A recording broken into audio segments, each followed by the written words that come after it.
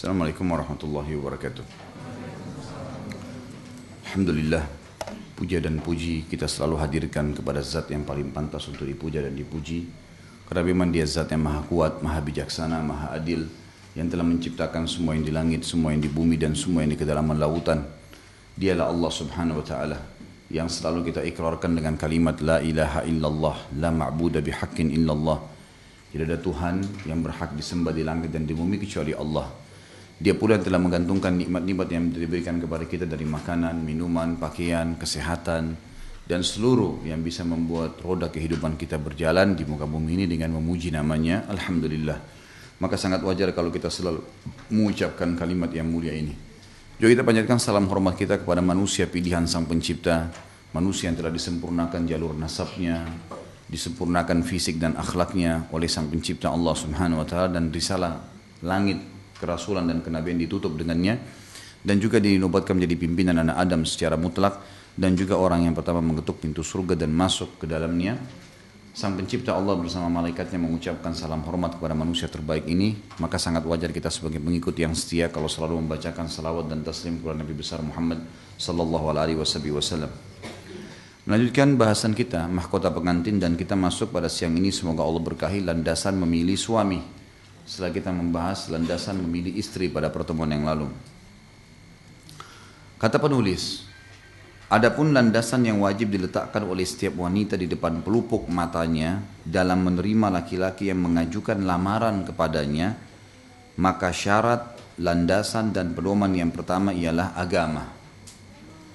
Orang yang memiliki ketaatan beragama jika menyukai wanita berarti ia memuliakannya. Jika ia tidak menyukainya, maka ia tidak menzaliminya. Sebab kenapa seorang wanita harus memilih laki-laki yang mukmin, yang saleh? Karena kalau dia mencintainya, dia akan memuliakannya. Kalau dia tidak menyukainya, karena menikah karena orang tuanya, menikah karena kasihan, tetap dia tidak akan menzaliminya, tetap akan memberikan haknya. Dan ini tidak akan dimiliki kecuali orang yang beragama.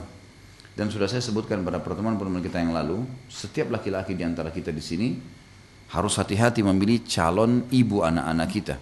Karena status sperma kita masuk ke rahim dia dan dia hamil, maka dia akan menjadi ibu anak kita selamanya.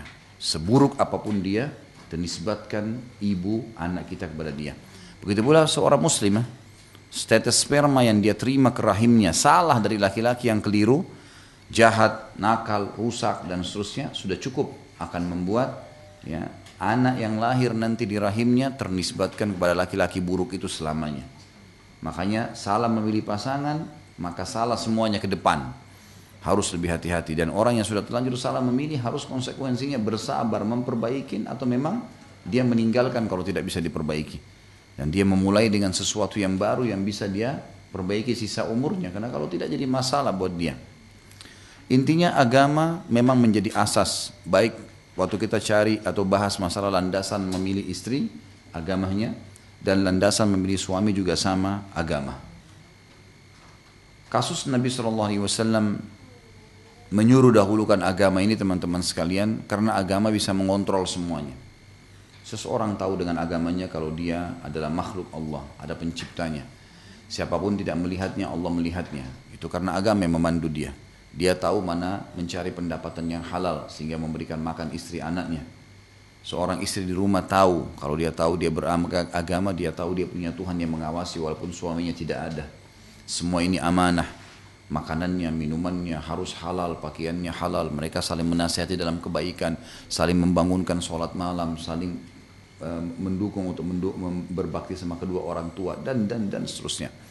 Sampai pada tingkat kalau orang yang beragama itu pada pendidikan anak nanti masuk sekolah agama yang mana, tidak perlu lagi khawatir, tidak ada bentrok, karena banyak orang yang pasangannya beragama, dia tidak. Maka pada saat mau masuk sekolah agama anak ribut, bentrok. Pada saat mau ngajak liburan, pada saat weekend yang tadinya mungkin bisa diajak ke pengajian, malah diajak ke tempat-tempat yang tidak benar, bentrok terus. Karena begini masalahnya, cinta akan muncul dengan interaksi. Jangan usah khawatir.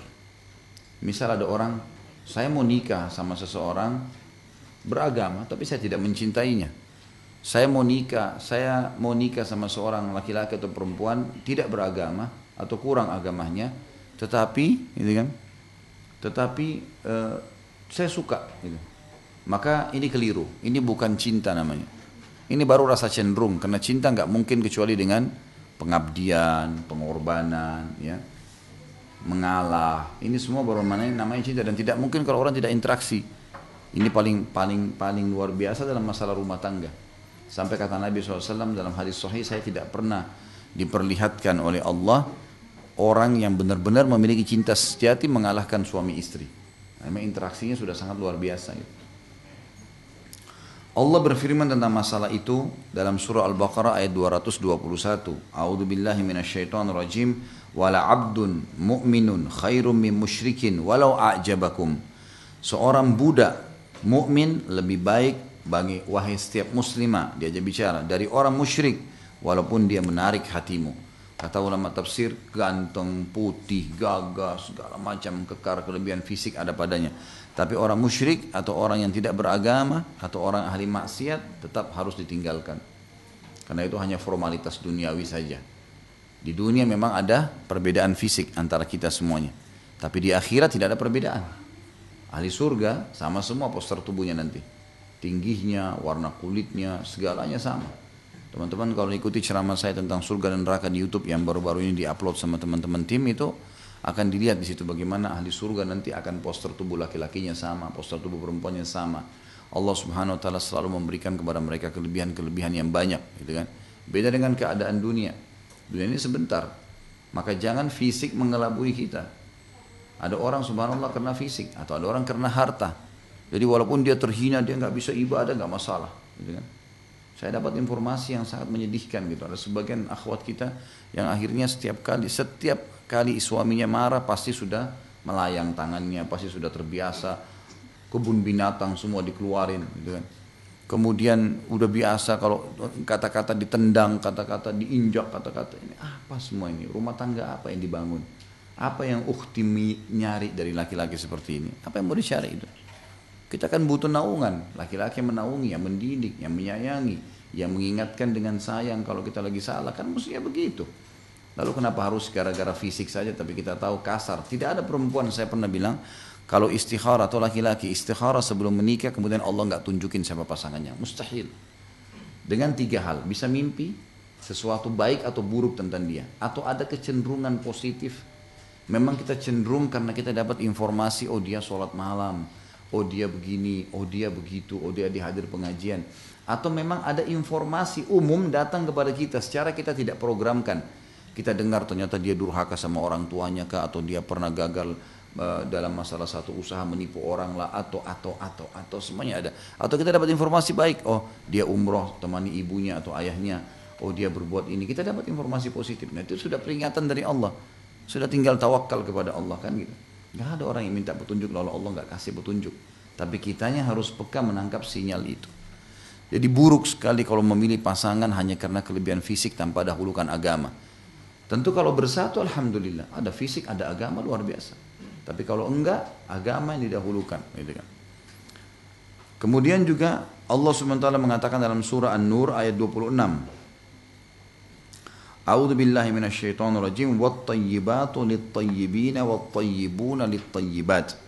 Dan wanita-wanita yang baik, kata ulama tafsir, adalah wanita-wanita yang sengaja menjaga hubungannya dengan Allah.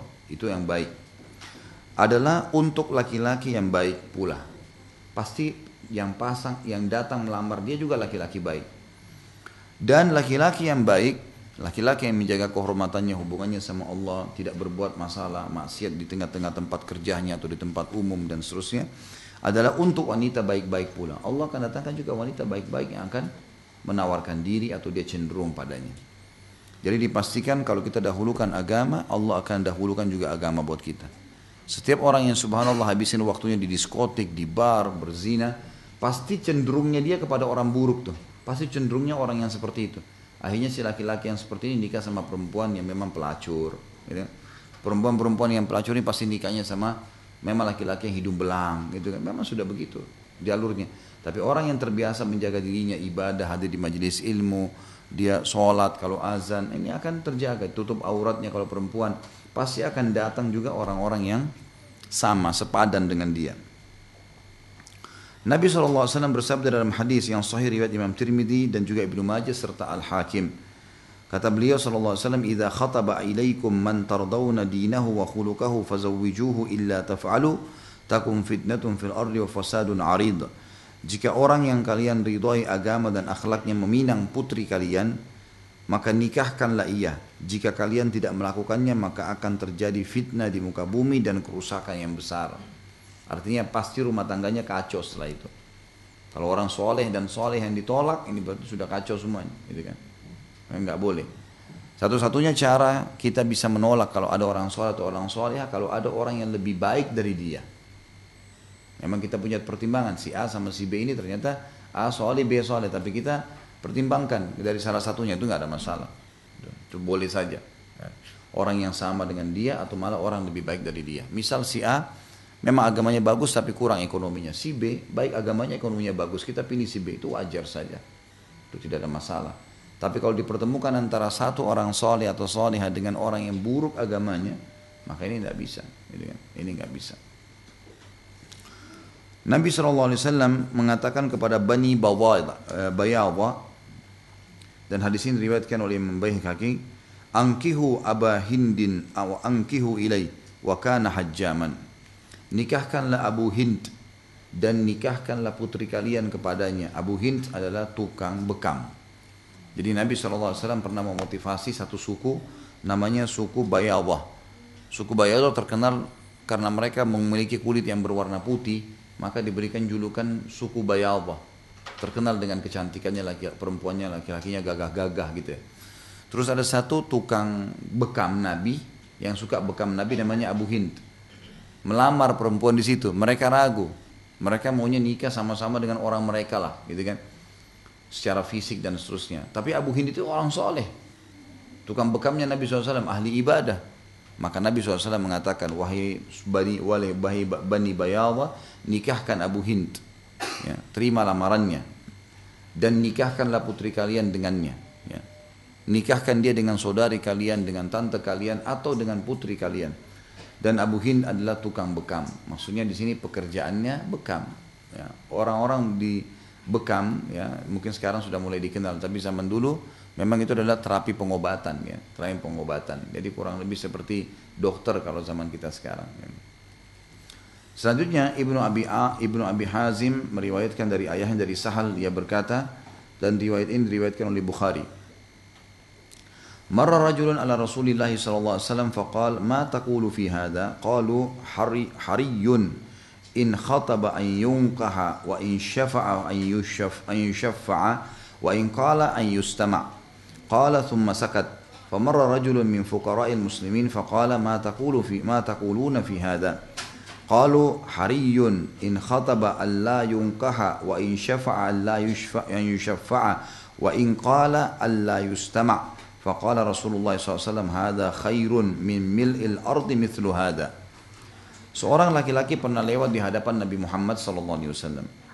Maka beliau bertanya kepada para sahabat, apa pendapat kalian mengenai orang ini? Kebetulan orang ini punya kelebihan fisik yang luar biasa. Orangnya bajunya bagus, fisiknya bagus, wangi, gitu kan. Kata Nabi SAW para sahabat, bagaimana pendapat kalian dengan laki-laki ini? Mereka menjawab, ia pantas untuk dinikahkan bila ia meminang. Laki-laki ini kalau melamar pasti diterima nih. Diberi bantuan jika minta bantuan, dan didengarkan kata-katanya jika berbicara. Karena ini orang punya wibawa. Kemudian Nabi SAW diam pada saat itu. Lewat laki-laki lain, tidak lama kemudian lewat seorang laki-laki fakir dari kalangan muslimin. Tadi itu orang kaya raya. Lalu kata Nabi SAW kepada para sahabat, apa pendapat kalian tentang orang yang kedua ini? Mereka menjawab, sudah sepantasnya ia tidak dinikahkan bila meminang, karena miskin. Tapi dia beriman, ya, tidak diberi bantuan jika minta bantuan, dan tidak didengarkan kata-katanya jika berbicara. Maka kata Nabi SAW, orang ini yang kedua yang miskin tadi, lebih baik daripada orang yang seperti awal, ya semisal yang ini yang sudah lewat, walaupun sepenuh bumi. Hadis ini memberikan gambaran kepada kita, ternyata orang pertama memang tidak beragama, yang kedua beragama. Walaupun dia punya kelebihan fisik, punya kekayaan, lalu dibandingkan dengan orang kedua yang kurang, miskin ekonomi, fisiknya mungkin kurang, tapi beragama, Kata Nabi SAW, ini yang beragama lebih baik daripada itu walaupun itu sebanyak bumi ini. Jadi artinya di sini saking tegasnya diperintahkan untuk memilih suami yang soleh, ya, pasangan yang soleh. Tentu kita sedang bicara landasan memilih suami. Saudariku, kata penulis, agama adalah barometer yang bisa Anda gunakan untuk menilai laki-laki, bukan harta atau gelar yang dimilikinya. Tapi bila ia memiliki harta dan keahlian di samping agama, maka itu suatu kenikmatan. Orang yang memiliki ketaatan beragama tidak boleh selama-lamanya dikalahkan dengan orang yang membuat propaganda dalam hal memotong rambut atau mengadakan propaganda di dunia pakaian. Jadi artinya jangan terpengaruh dengan itu, karena orang yang beragama juga masih bisa dikemas. Pasangan kita yang soleh atau soleha, kita bisa kemas. Artinya bisa kita berikan, kalau ada rezeki beli pakaian yang bagus, bisa juga menata rambutnya seperti orang kaya, bisa, gitu kan? Bukankah ada orang yang tadinya mungkin banyak orang kelihatannya kotor, kumuh, justru karena masalah tidak merawat saja, gitu kan? Tapi ternyata setelah dia dikemas, dia dirawat, maka jadi bagus tuh, ya? Nggak ada masalah. Ya. Demikian pula tidak boleh dikalahkan oleh orang yang hafal nyanyian, tapi hatinya tidak hafal satupun ayat dari kitabullah atau satu hadis pun dari hadis-hadis Rasulullah SAW. Artinya banyak orang memilih penyanyi, tapi dia tidak memilih orang yang hafal Al-Quran. Ini salah sekali, fatal sekali salahnya. Mau diapain nyanyian itu? Kalau kena kita suka dengar, ibu-ibu mungkin akhwat suka dengar nyanyian suaranya. Kenapa kita nggak suka mendengar orang tartilkan Quran di telinga kita? Bisa dibayangkan kalau suami itu menyanyi atau suami itu membaca Al-Quran, pastilah beda. Atau orang-orang yang berpenampilan ala wanita yang menyimpang jalannya sehingga ia tidak bisa membedakan antara pakaian atau rambut laki-laki dengan wanita. Ada orang juga begitu, perempuan, karena ini orangnya lelucon. Biasanya kan banci ini atau orang homo ini begitu, supaya mudah dekat dengan masyarakat, dia buat lelucon, ya. Biasa umumnya suka tertawa, ditertawakan. Nah, ada perempuan suka dengan itu. Biasanya karena dianggap, oh ini humoris nih, nanti di rumah tangga saya nggak tegang. Kata beliau, ini ngawur ini ngawur. Karena semua laki-laki, semua manusia punya potensi untuk tertawa, untuk tersenyum, tapi pada tempatnya kan. Tapi kalau hanya karena leluconnya, ternyata dia punya penyakit homo, bahaya. Tidak bisa bedain antara laki-laki dan perempuan. Ya banyak gitu. Ada bahkan akhwat kita yang datang menyampaikan kepada saya di pengajian, Ustaz, saya ini cerai sama suami. Bisa saya konsultasi sebentar? Baik, silakan. Kenapa Bu? Ya saya dibilang terus terang, saya menikah tapi sudah berapa tahun ternyata saya tahu suami saya ini kenapa kok nggak pernah sentuh, sering menjauh, alasannya beribu macam, tidak memberikan hak batin saya. Setelah saya telusurin ternyata di HP-nya di mana ini ternyata ada hubungan dengan laki-laki lain gitu, laki-laki gitu. Dan saya ajak dia taubat, tidak mau, gitu kan. Awalnya memang dia tertarik karena secara fisik dan masuknya biasa banci-bancinya dengan humorisnya, gitu kan. Dia pun menikah, biasanya kalaupun dia nikah sama wanita, dia hanya untuk memberikan formalitas kepada keluarganya. Tapi dia tetap berbuat hal-hal yang buruk di luar sana. Untuk apa ini? Gitu kan? Padahal sebenarnya orang-orang soleh pun bisa berhumor tapi hal-hal yang benar ya. Enggak mungkin saya yakin orang-orang soleh di rumahnya selalu tegang, enggak. Nabi SAW tersenyum, tertawa, bercerita sesuatu yang positif, dan saya yakin teman-teman juga begitu. Enggak ada sesuatu yang selamanya tegang. Ada saatnya kita berbicara serius. Pada saat bicara masalah surga dan neraka misalnya, masa kita mau sambil tertawa-tawa, kan tidak mungkin. Tapi kalau kita bicara masalah hukum pernikahan, mendidik anak, ya wajarlah orang masih masuk dalam hal-hal yang humoris gitu kan. Itu biasa saja. Jadi beliau mengatakan jangan sampai kita dahulukan orang-orang yang malah punya penyimpangan ya, seks ini, kemudian dijadikan sebagai pasangan hidup. Ya. Tidak juga, kata beliau, dikalahkan oleh orang yang manis kata-katanya, yaitu kumbang yang hinggap di antara bunga-bunga untuk menyerap madunya dari ini dan dari itu. Maksudnya ini playboy, ya. Laki-laki yang suka gonta-ganti pasangan. Kadang-kadang ada perempuan subhanallah dianggap prestasi kalau dia menjadi pacar yang ke-500-nya orang ini. Dia tahu temannya semua pacaran sama laki-laki ini. Tadi dia anggap persaingan. Pada saat dia terakhir jadi pacarnya orang itu dan menikah, dianggap prestasi. Ini kebodohan ini. Kalau sebelum nikah saja dia sudah gonta-ganti pasangan, jangan heran setelah nikah dia selingkuh. Sebelum nikah memang dia sudah begitu orangnya, gitu kan? Jangan dianggap prestasi, ini salah. Ini orang, kata beliau di sini bahasanya kumbang yang hinggap. Kumbang itu kan nyengat, ya. Dia datang di antara bunga-bunga untuk menyerap madunya dari ini dan dari itu. Nikmatin ini, nikmatin itu, nikmatin. Haram, gitu kan? Tidak juga orang yang berdiri di depan pintu sekolahmu untuk menunggumu keluar agar engkau bisa pergi bersamanya tanpa sepengetahuan keluarga. Kalau ada laki-laki sudah ajak janjian berdua pergi, berarti sudah jelas enggak, agamanya tercoreng nih. Kalau laki-laki yang benar beragama enggak mungkin diajak berdua. Serius, tanya baik-baik, bicara sesuatu yang perlu tentang keluarga, datang ke rumahnya minta, cari informasi, kemudian menikah. Kan gitu. Enggak ada main-main, memang mau menikah. Mau jalan. Menikah bedanya hanya sudah ada akad nikah. Jalan setelah itu. Orang pacaran sama. Dia jalan tapi tanpa akad nikah. Kenapa kok kita bisa merasa orang pacaran lebih aman daripada orang menikah? Tidak mungkin, secara rasional nggak mungkin. Tapi karena jadi sudah membudaya kita ya. Di Indonesia ini kayak sudah melekat. Bahkan orang tuanya yang suruh anaknya untuk berhubungan gitu kan. Pacaran sebelum nikah sama dengan zina. Sama, nggak ada bedanya. Apa bedanya? Orang pergi gelap-gelap ke bioskop berdua jalanan ini. Bagaimana bisa orang tua izinkan anak perempuannya begitu? Apa nggak ada lagi kecemburuan gitu? Bahkan kadang-kadang kalau pulang ibunya duduk temani makan. Tadi kamu bagaimana nak? Tadi kamu begini. Jadi kesannya, oh pacarmu nggak beginin kamu ya? Kok jadi aneh-aneh kayak ajaran yang aneh-aneh semua? Nggak mungkin, haram dalam agama. Anaknya sampai berzina karena imotivasi dari orang tuanya. Nggak mungkin ini kan itu. Nggak boleh. Ya. Saya pernah, semoga Allah kasih hidayah, silaturahim ke keluarga besar, pada saat kumpul-kumpul banyak juga yang tidak ngerti agama, tidak semua keluarga saya juga ngerti agama. Tapi anaknya rupanya sudah mulai bujang laki-laki. Ayahnya dengan bangga bilang, oh ini pacarnya ini orang ini. Keluar malam minggu ini, tanya, kok sudah cium belum pacarmu? Loh, kok aneh ini? Kalau bagi saya asing, aneh sekali ya. Dia menyuruh anaknya, anak itu melakukan dengan tidak merasa bersalah. Karena tameng pertama anak kan orang tua. Orang tua larang, biar bagaimana dia takut sama orang tuanya. Nah, bertahun-tahun hidup sama-sama kan gitu. Kenapa kok malah tidak dilarikan kepada hal yang positif?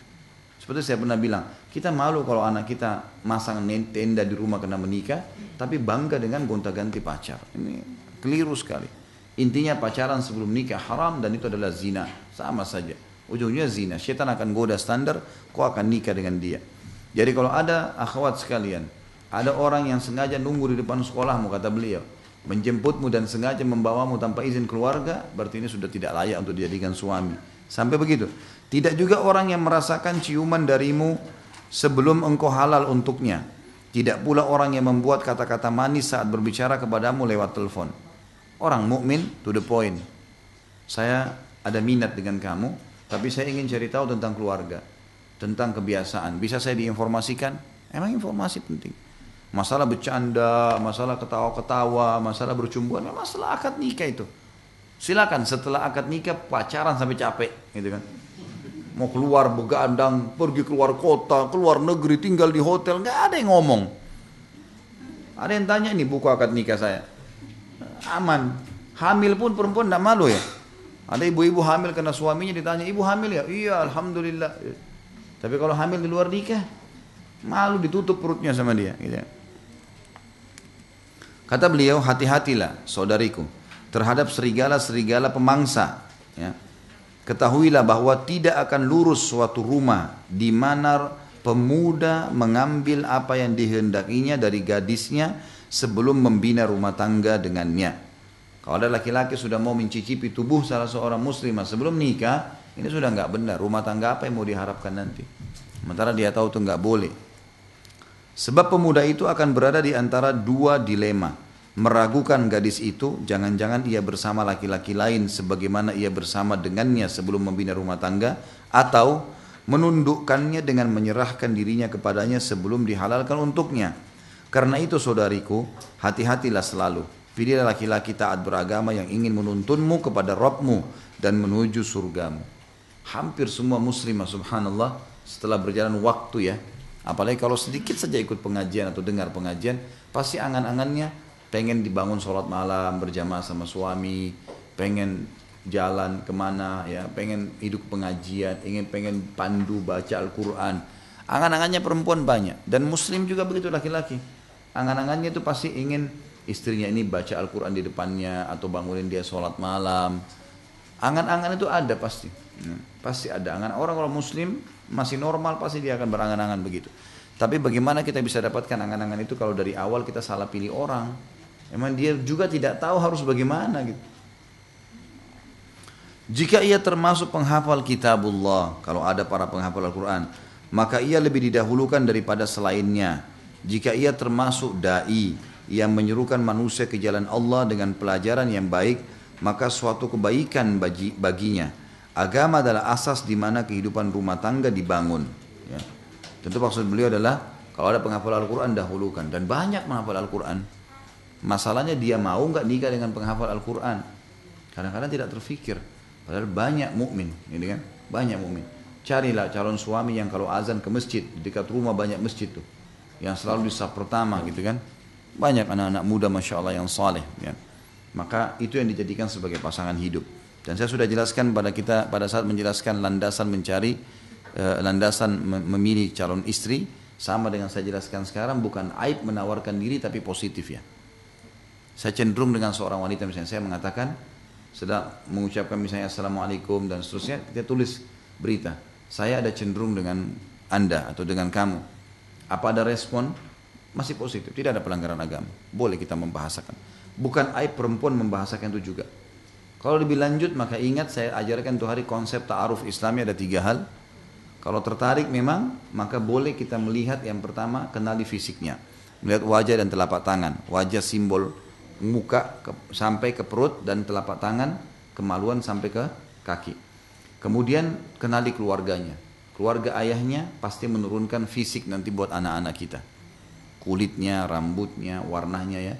Semua itu ada warna kulit, paras wajah, warna rambut, bentuk rambut, dan itu adalah dari keluarga ayah. Dari keluarga ibu karakternya. Kita ambil globalnya, informasi. Siapa kira-kira keluarganya yang mungkin kita bisa kenal, mungkin kerja di mana, ada informasi kita bisa dikumpulkan informasi tentang dia, dan kenali lingkungannya. Kita boleh bertanya, kalau lagi liburan kamu lagi apain? Nah, kira-kira kegiatannya apa? Cukup sebatas pertanyaan itu. Oh saya kalau malam minggu ke diskotik, oh saya ke karaoke, oh saya ke Bali, kalau liburan, dan saya ya biasalah hibur diri misal. Atau ada orang bilang, oh saya kalau liburan saya biasa bantu orang tua saya, oh saya kembangin usaha saya, oh saya nulis buku, oh saya habisin di perpustakaan, atau apa saja, banyak yang lainnya. Maka itu semua sudah cukup untuk kita menilainya. Kemudian dikatakan oleh beliau di sini, diangkat satu poin, dibilang dititikkan di sini, ada titik hitam di buku kita. Hal-hal yang sebenarnya kalau kita mau kasih judul ini, hal-hal yang semestinya dilakukan oleh seorang suami yang ideal. Yang pertama menurut penulis di sini, ia sanggup membiayai pernikahan. Berdasarkan sabda Nabi SAW, ya ma'syarasy syabab, man istata'a al-ba'a falyatazawwaj fa innahu aghaddu lil basari wa ahsanu lil farj wa man lam yastati' fa alayhi bis shaum fa innahu lahu wija'. Wahai para pemuda, barang siapa yang mampu menikah, maka menikahlah, karena menikah lebih dapat memelihara pandangan dan menjaga kemaluan. Barang siapa tidak mampu, maka hendaklah ia berpuasa, karena puasa dapat mengekang keinginannya, maksudnya syahwatnya. Baik, garis bawahi kata-kata ba'ah. Teman-teman yang pegang buku, dilingkarin kata-kata ba'ah itu dalam hadis. Ya ma'syarasy syabab man istata'a al-ba'ah. Al-ba'ah itu artinya dalam bahasa Indonesia adalah setiap laki-laki yang begitu selesai akad nikah, besok dia siap untuk bekerja banting tulang cari nafkah buat istri anaknya. Itu namanya ba'ah. Jadi tidak ada hubungannya antara ibadah dengan prestasi dunia ya.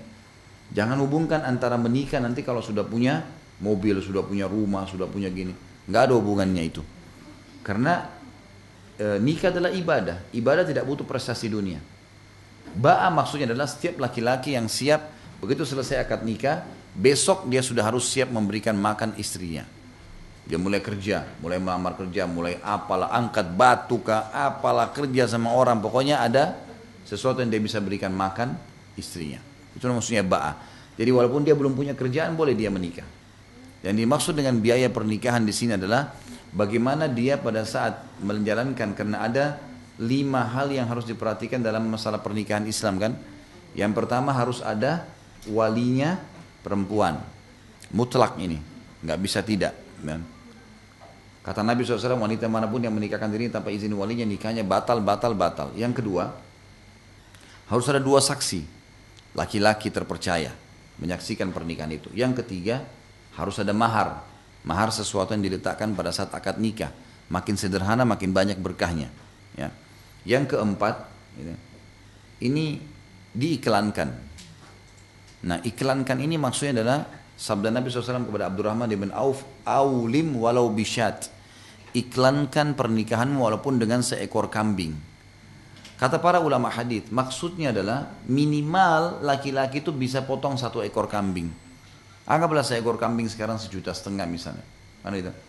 Kalau dia sudah bisa nyembelih 1 ekor kambing ini, mungkin kalau dengan kemasan makanannya misalnya kan gitu, mungkin 2,5 juta, mungkin 3 juta. Dia udah bisa itu iklanin pernikahannya, maka dia sudah masuk dalam ba'ah. Masuk dalam ba'ah. Ingat, pernikahan bukan jual anak. Pernikahan bukan jual saudari atau saudara. Tapi pernikahan adalah memudahkan mereka melengkapkan agamanya. Itu penting. Karena ada orang tua begitu ya. Mau menikah kasih syarat. Harus begini, harus begitu, harus begini, harus begitu. Sampai akhirnya anaknya gadis tua. Saya pernah dipanggil untuk ceramah khutbah nikah. Ada satu akhwat kita itu menikah sama satu teman. Akhirnya mungkin kalau tidak salah sama-sama sekolah kuliah S3 gitu. Perempuan itu sampai S3 tidak menikah. Sudah umur berapa gitu. Ternyata memang karena ditunda-tunda, orang tuanya mau dia berprestasi. Sampai akhirnya sudah sangat tua baru menikah. Ini kesian. Angan-angan dia untuk punya anak, angan-angan dia untuk bisa bermanja sama suami. Karena perempuan normal, makin berumur, makin berkurang. Beda dengan kalau anak-anak yang lebih muda, yang mungkin lebih suka bermanja dengan suami, sudah hilang semua. Yang semestinya dia bisa laluin gitu kan. Itu makna ba'a bagi laki-laki. Makna ba'a bagi perempuan. Tadi ada juga jangan ada. Jadi pernikahan itu dalam Islam harusnya ada wali perempuan, ada 2 saksi, kemudian ada mahar, kemudian ada diiklankan walaupun dengan seekor kambing ya. Jadi ini minimal dia bisa lakukan. Kemudian yang kelima adalah tidak boleh ada kemaksiatan dalam pernikahan itu sebelum atau sementara pernikahan. Misal kayak tadi saya bilang jangan pacaran sebelum nikah gitu kan. Kemudian juga di acaranya, usahakan acara pernikahannya syar'i. Acara pernikahannya syar'i. Jangan ada pelanggaran-pelanggaran. Saya pernah jelaskan itu seperti misalnya banyak orang angkat nikah kemudian panggil penyanyi-penyanyi perempuan, telanjang, terbuka auratnya, orang pada lihat. Dia panen dosa ngapain? Untuk apa? Gitu kan? Untuk apa? Kenapa begini ya? Kadang-kadang ada hal mungkin yang kita anggap tabu. Tapi saya coba dobrak wacananya Bapak Ibu ya. Kadang-kadang kita anggap tabu. Kenapa kita mau nganggap tabu? Kalau lagi ada walimah, daripada penyanyi yang dibayar, anak yatim yang didatangkan. Penghafal Al-Quran, dari ma'had mana, ini loh penghafal Al-Quran. Harapannya supaya orang yang hadir di acara pernikahan itu tahu, berharap anak-anak mereka bisa hafal Quran seperti ini. Suruh baca Al-Quran. Kenapa kita tabu dengan itu? Kenapa kita nggak tabu dengan perempuan penyanyi dangdut yang pahanya kelihatan, yang maksiat berjam-jam, biayanya juga besar. Kenapa kita tabu dengan ini? Kenapa kita tabu kalau lagi liburan malam minggu atau hari Ahad? Kenapa kita tabu ngajak anak kita ke panti asuhan supaya dia belajar bagi-bagiin sosial kepada anak yatim, gitu kan? Dan kita tidak tabu membuang uang 2-3 juta di mall, habisin dia dengar musik, main-mainan yang ngeng gitu. Buang-buang uang saja gak ada gunanya gitu kan. Kenapa kita tidak coba dobrak nih wacana kita? Kenapa selalu kesannya yang berhubungan dengan agama ini kayak kolot, kayak tabu, kayak gak masuk di akal gitu. Kalaupun harus didatangkan ya, itu kan sesuatu yang bisa tapi kalau tidak pun, maka minimal jangan ada kemaksiatan. Nah. Ba'a, kita masuk sekarang ke ba'a bagi perempuan. Makna ba'a bagi perempuan adalah wanita yang siap untuk digauli oleh suaminya, hamil jadi ibu. gitu loh. Jadi nanti dia siap nih digauli sama suaminya, dia layani suaminya di rumah tangga dan hamil urus anak. Itu namanya ba'ah, sudah cukup. Nah, kata ulama, kalau ada laki-laki umurnya 17 tahun sudah ba'ah, dewasa, siap bekerja, mau menikah, nikahkan. Kalau ada laki-laki 30 tahun tidak ba'ah, jangan nikahkan. Ada laki-laki 30 tahun tapi nggak bisa. Emang dianya tidak ada kawam, tidak ada sesuatu sifat kelaki-lakian. Ya mungkin karena banyak unsur masalah ya. Mungkin dari faktor sekolah, mungkin dari faktor pergaulan, mungkin dari faktor ini. Tidak ada ba'ah, tidak ada kesiapan untuk bekerja. Ya. Atau mungkin dia punya masalah penyakit jiwa. Nggak ada ba'ah di situ kan? Karena ba'ah tadi saya bagi laki-laki dia menikah hari ini, besok dia siap banting tulang. Mau jadi tukang kah, mau jadi tukang parkir kah, pokoknya makanin istrinya, selesai. Halal, selesai. Dia cuma mampu beli 1 bungkus nasi uduk, 1 bungkus makan berdua. Situlah romantisnya, gitu kan. Daripada makan banyak-banyak tapi tidak ada kebersamaan, gitu kan. Nanti pelan-pelan dengan roda kehidupan insya Allah dia bisa. Tapi orang mukmin dia tahu bagaimana mencari yang halal. Begitu juga dengan perempuan.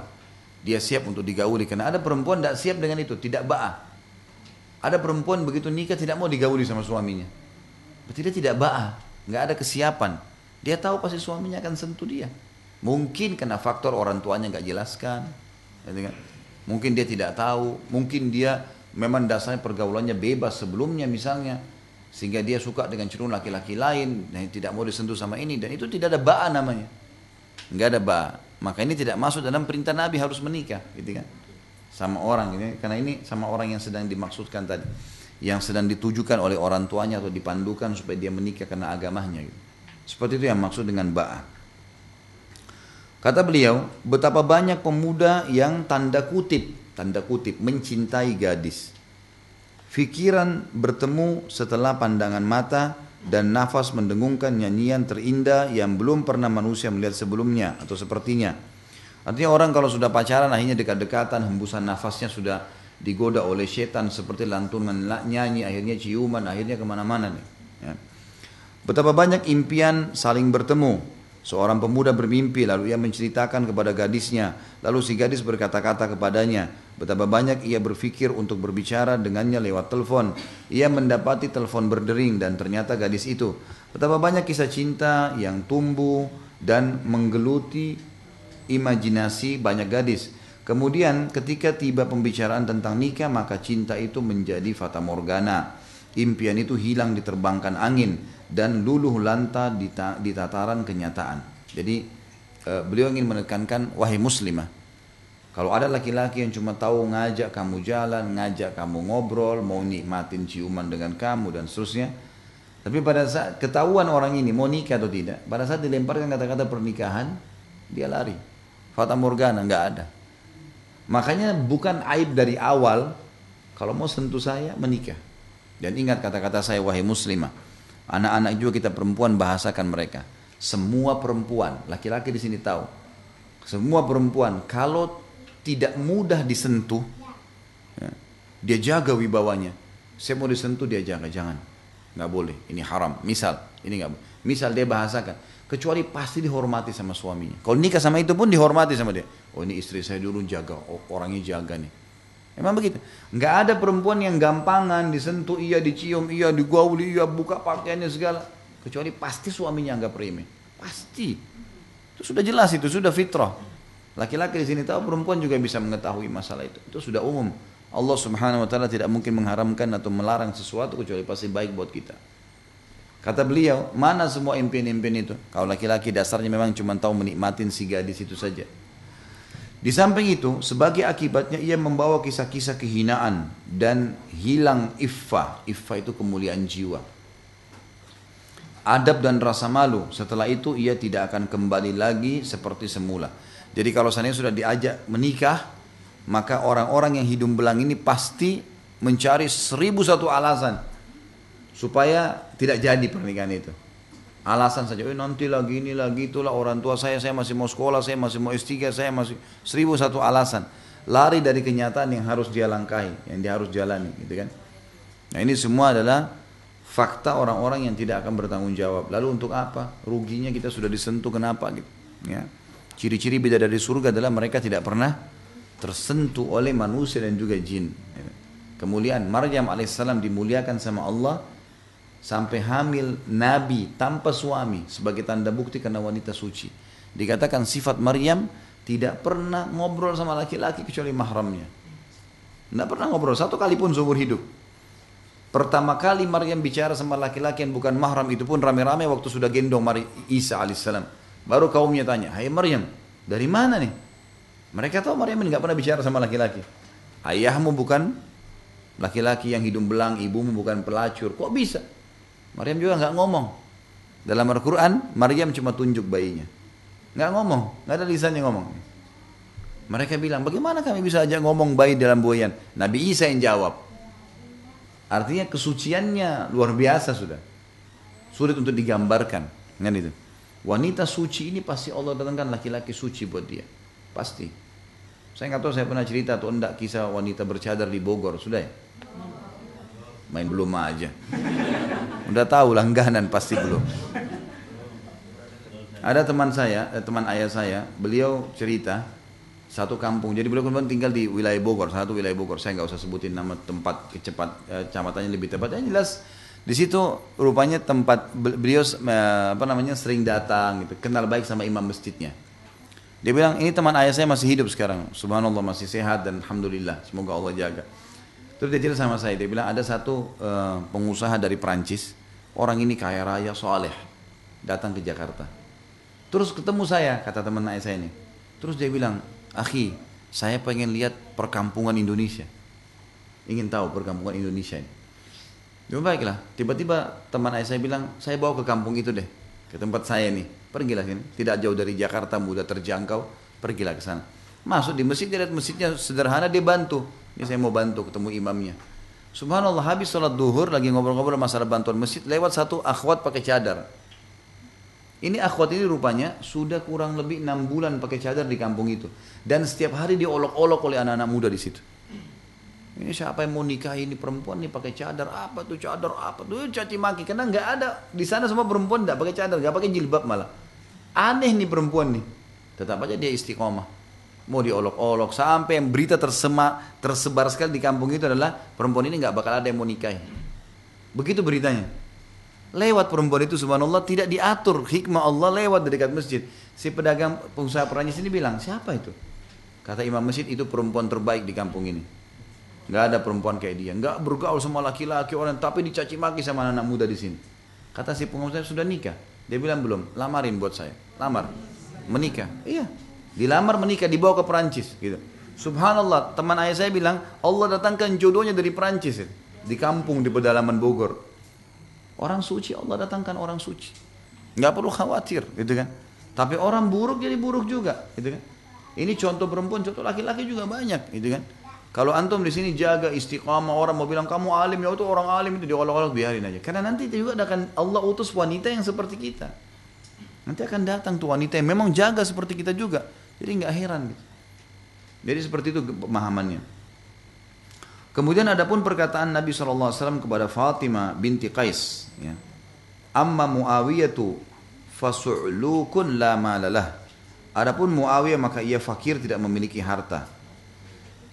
Jika ada dua orang yang memiliki agama dan wara itu kesucian hubungan dengan Allah, datang kepada seorang wanita, maka yang memiliki harta lebih didahulukan atas yang lainnya.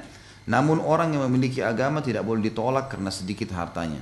Jadi maksudnya adalah Fatimah binti Qais ini pernah mau menikah, sahabiat. Minta Nabi SAW pilihkan. Ada lamaran dari seorang sahabat namanya Muawiyah. Gitu kan. Lalu kata Nabi SAW, karena dia Muawiyah saleh. Ada sahabat yang lain juga saleh. Tapi bertemu antara solehnya ini dengan tidak ada harta, solehnya ini dengan ada harta. Sama-sama kesolehannya. Maka Nabi SAW bilang, kalau Muawiyah memang dia soleh, tapi nggak ada harta. Maksudnya Nabi, kamu bisa pilih yang satunya, nggak masalah. Itu yang beliau maksudkan sini, jika ada dua orang yang memiliki agama dan wara, datang kepada seorang wanita, maka salah satunya memiliki harta, dahulukan yang pilih harta. Nggak ada, karena memang dia butuh untuk biaya hidupnya, gitu kan? Tapi di sini adalah masalah kesolehan. Lalu beliau bilang, orang yang memiliki agama tidak boleh ditolak karena sedikit hartanya.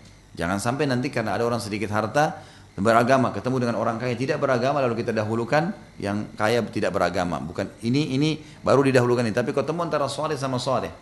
Tapi ini lebih kaya boleh dipilih, nggak ada masalah. Karena tolak ukurnya kesolehannya sudah ada. Maka kekayaan nilai plusnya, gitu kan. Yang kedua, dianjurkan juga agar suami itu belas kasih kepada istri. Berdasarkan sabda Nabi SAW, amma Abu Jahmin fala yadau asahu an atiqihi. Jadi laki-laki yang pelindung. Orang yang beragama itu melindungi. Ya. Ini tentu kita bisa, akhwat kita bisa mencari tahu tentang ibunya, tentang tantenya, meminta nomor teleponnya, mendatangi mereka, berbicara, nanya gitu kan. Sepupunya tentang kondisi laki-laki ini seperti apa. Pasti umumnya orang tahu lah. Orang itu kalau penaung, pelindung, memang baik, orang tahu ini baik nih. Orang tahu oh, ini buruk nih. Orang bisa secara umum bisa nilai kok, gitu kan. Maka Nabi SAW di sini memasukkan kriteria wanita laki-laki yang kedua adalah tadi masalah agama, kemudian yang kedua dia sanggup membiayai pernikahan, kemudian yang ketiga kita masukkan yang pertama tadi agamanya ya. Yang ketiga dianjurkan agar suami berbelas kasih orang yang baik ya, pada istrinya. Sebagaimana sabda Nabi SAW, kalau Abu Jaham maka ia tidak menaruh tongkatnya dari pundaknya. Menurut mereka yakni banyak memukul wanita. Jadi Fatimah binti Qais tadi ada Muawiyah yang lamar, saleh tapi miskin. Ada Abu Jaham kaya tapi suka mukul. Gitu. Ada juga sahabat yang lain, tapi di sini tidak disebutkan namanya, yang soleh. Lalu Nabi SAW suruh nikah sama itu. Kalau tidak salah di sini adalah Zaid bin Harithah. Nikahlah sama Zaid karena Zaid adalah orang yang soleh. Tapi dia memiliki harta sedikit dibandingkan dengan Muawiyah pada saat itu belum punya apa-apa. Selanjutnya yang keempat adalah dianjurkan agar suami itu enak dipandang dan bagus penampilannya sehingga istri senang melihatnya dan tidak membencinya. Jadi laki-laki juga harus menjaga pakaiannya, rambutnya, penampilannya, bau badannya.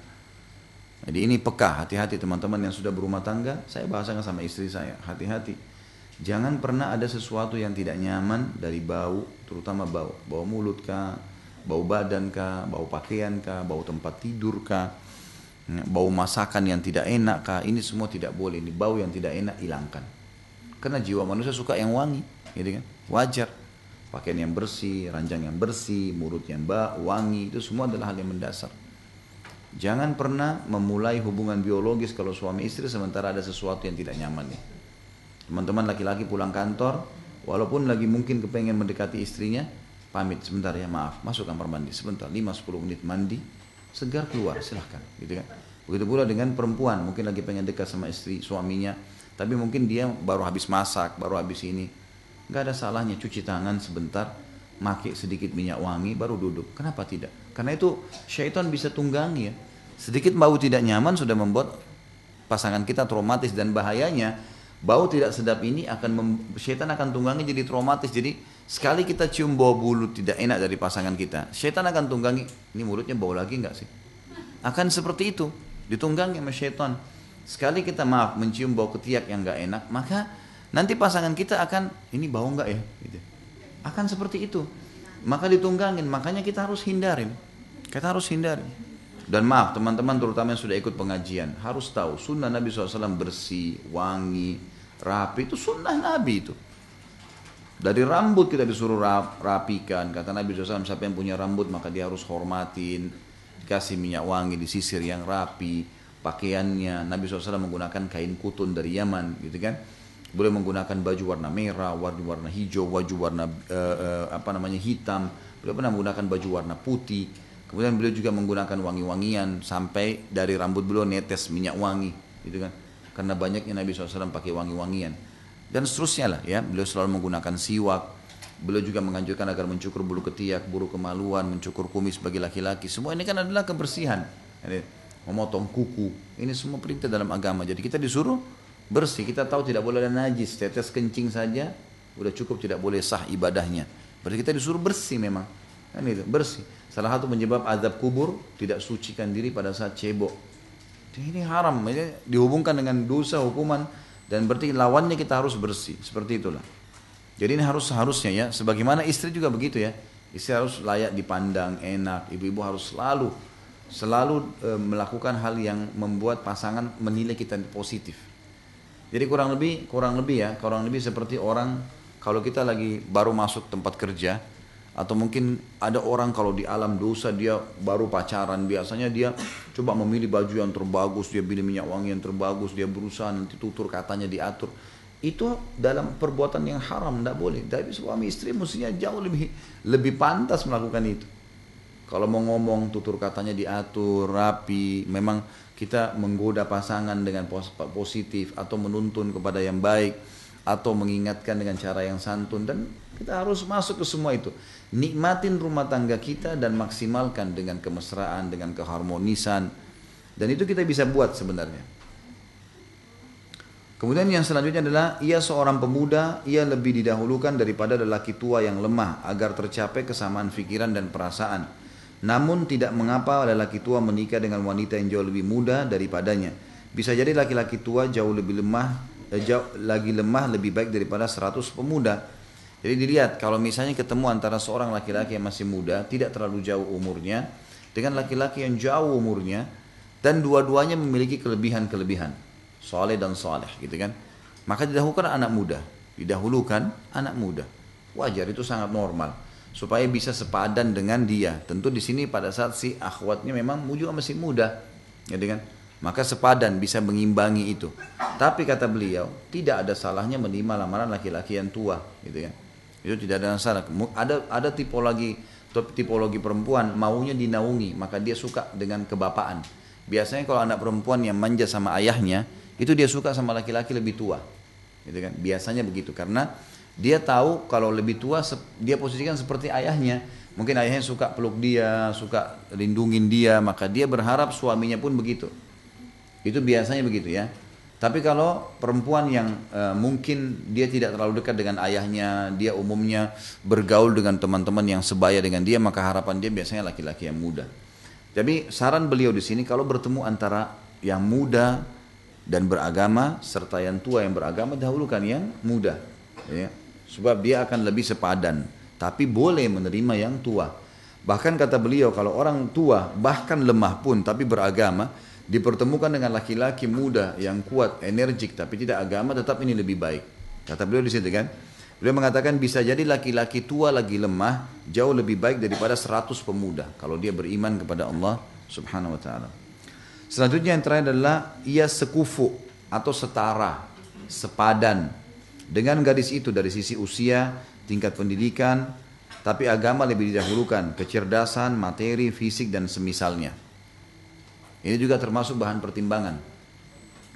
Datang seorang laki-laki, misal akhwat ini memang pendidikannya tinggi, mungkin S1 misalnya. Kemudian datang ikhwah tamatan SMA, ngelamar dia. Ada ikhwah yang lain kuliah, sepadan sama dia yang mana? Yang kuliah. Tentu kita bicara idealnya, dua-dua punya agama. Jadi ada dahulukan yang sepadan, karena jenjang pendidikan berpengaruh ke cara berpikir. Ya. Oh iya, ternyata begini. Mungkin kadang-kadang juga kosakata yang digunakan berbeda. Ya. Teman-teman yang sudah kuliah kosakatanya beda dengan orang yang SMA misalnya. Ini tanpa merendahkan tentunya ya. Nah sama, kalau dia juga tingkatannya cuma SMA, wajar kalau dia nikah juga dengan orang yang begitu. Nggak ada masalah. Gitu kan. Tetapi beliau mengatakan, kalau ada pun orang yang tidak berpendidikan tapi agama lain, agama tetap dinomorsatukan. Tapi kalau bertemu sekarang punya agama tapi punya pendidikan, maka ini dipertemukan. Sama juga dengan masuk masalah sepadan ini, kufu ini adalah fisik. Ya. Sangat wajar kalau misalnya seorang akhwat punya kelebihan fisik, punya kecantikan, dia mau nikah dengan laki-laki yang gagah, itu wajar saja. Manusiawi itu, gitu kan? Wajar. Sebagaimana juga laki-laki begitu. Dan tidak boleh misalnya ada seorang akhwat kecewa gara-gara mungkin dia punya kekurangan fisik, kemudian ada laki-laki soleh yang tadinya mau melamar dia dan melamar temannya, lalu memilih temannya. Itu hal yang manusiawi sekali. Tidak boleh kita kecewa di situ. Biasa saja. Ya. Itu kena manusiawi ya. Nah, jadi nggak boleh kita malah menghina laki-laki itu, mengatakan kamu mentang-mentang begini, apa dan segala. Bukan hak kita itu. Nggak perlu gitu, nggak ada masalah. Jadi kita harus memperbaiki, jangan ada dendam, jangan ada apa-apa yang buruk di sini dalam masalah membangun rumah tangga. Jadi tapi kufu penting. Masuk dalam kufu juga adalah sesuku, sebahasa, itu masuk kufu juga. Kufu. Jadi boleh menikah sama sepupu, nggak ada masalah. Iya, menikah sama sepupu, anaknya paman, itu kan bukan mahram, ya. Kalau kita lihat ternyata sepupu ini mukmin atau mukminah dan memang dia, ya, sudah ada agama, ya, bertemu antara dia dengan orang asing yang kita tidak tahu misalnya, jauh lebih kufu ini, itu maknanya kufu, sepadan, karena dia akan lebih bisa masuk dengan kita, masuk dengan keluarga, masuk dengan ini, masuk dalam sekufu tadi sesuku, senegara, kayak misalnya sama-sama warga negara Indonesia. Karena sudah terbiasa dengan sayur asamnya, dengan gado-gadonya, dengan segala. Kalau nikah sama orang bule misalnya, butuh adaptasi. Bukan tidak boleh, tapi adaptasinya butuh ekstra waktu, ekstra energi, ekstra adaptasi lah, ya. Bukan tidak boleh, tapi tetap sekufu didahulukan. Kufu artinya orang yang mudah jalan lah. Kita begitu nikah sudah langsung jalan deh. Mau cari nasi goreng udah langsung makan gitu kan. Jadi nggak rumit gitu. Seperti itu yang dimaksud dengan makna sekufu. Lebih jelasnya beliau jelaskan lebih jauh masalah kesetaraan atau kafa'ah, sekufu tadi. Dalam pernikahan Ibnu Qayyim rahimahullah mengatakan, Allah Subhanahu wa taala berfirman, A'udzu billahi minasyaitonir rajim, ya ayuhan nasu inna khalaqnakum min dzakarin wa untha wa ja'alnakum syu'uban wa qabaila lita'arafu inna akramakum indallahi atqakum innallaha alimun khabir. Hai manusia, semua dari suku manapun dia bicara sama Allah, kami menciptakan kamu dari seorang laki-laki dan seorang perempuan dan menjadikan kamu berbangsa-bangsa dan bersuku-suku agar kamu saling kenal mengenal.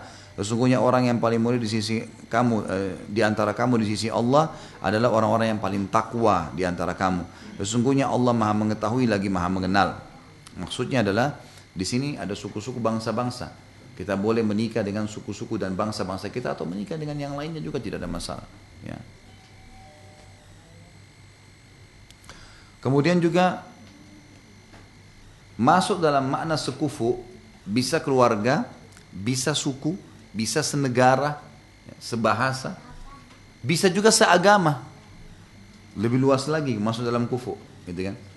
Karena beliau mengatakan di sini surah Al-Hujurat ayat 10 yang artinya yang bunyinya innamal mu'minuna ikhwah. Sesungguhnya semua orang beriman itu bersaudara. Dan juga dalam At-Taubah ayat 71 wal mu'minuna wal mu'minatu ba'duhum awliya'u ba'd. Dan orang-orang yang beriman lelaki dan perempuan sebagian mereka adalah menjadi penolong bagi sebagian yang lainnya.